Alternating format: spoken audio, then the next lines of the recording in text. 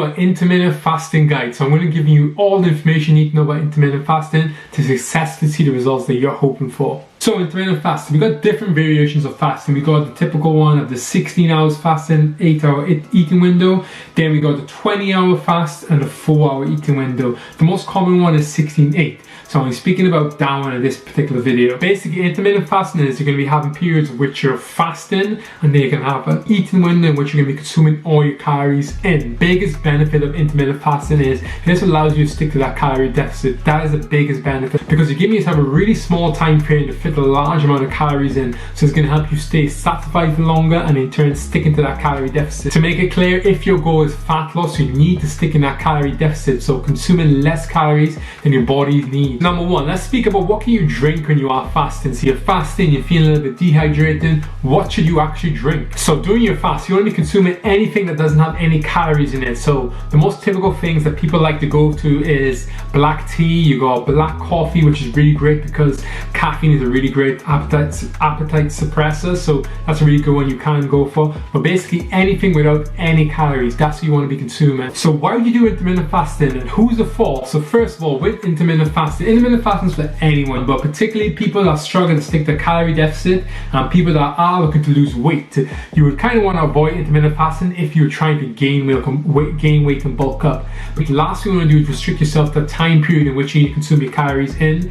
So for me, if I was someone who's struggling to gain weight, I would not be doing intermittent fasting. You're just limiting yourself, you're making it a lot harder for yourself to gain weight. What should you expect from intermittent fasting? I'm going to share something from my personal experience, what I experienced was I was doing intermittent fasting.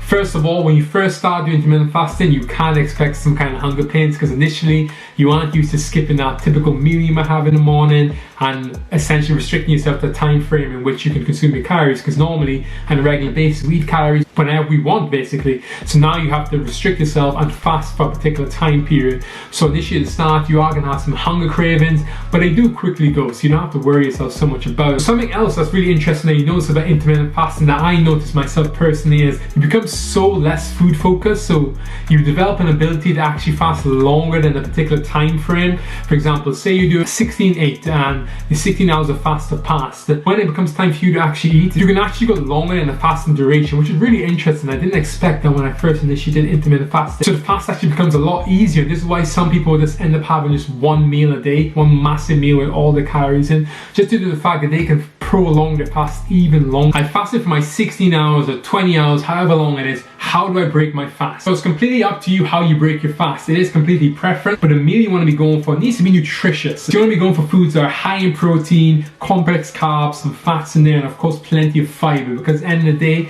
when you break your fast, you want to feel satisfied after you have that meal, because that makes sticking to the calorie deficit even easier. And besides, with intermittent fasting anyway, you have that meal, then it's only a couple hours later until you need to have another meal, just due to the fact you have such a small time frame which you need to get all your meals in. You are consistently eating. So we discovered intermittent fasting is a great way to allow you to stick to that calorie deficit. So how long do you have to wait until you see those results? The results are really dependent on you. So it depends how far in a calorie deficit you actually are. It depends how much activity you're doing. It depends on the body fat you're carrying. So it's all dependent on the individual. So if you're someone who's carrying a lot of body fat, you are going to lose body fat a lot quicker than someone who's a lot leaner. So once you're ensuring you're staying in that calorie deficit, you're staying on top of your activity, and of course you're following a diet you can actually sustain, the results will come. It's just dependent on where you're currently at on your fitness journey. Hope it's been a really useful video. Smash that thumbs up button. I'll see you in the next video.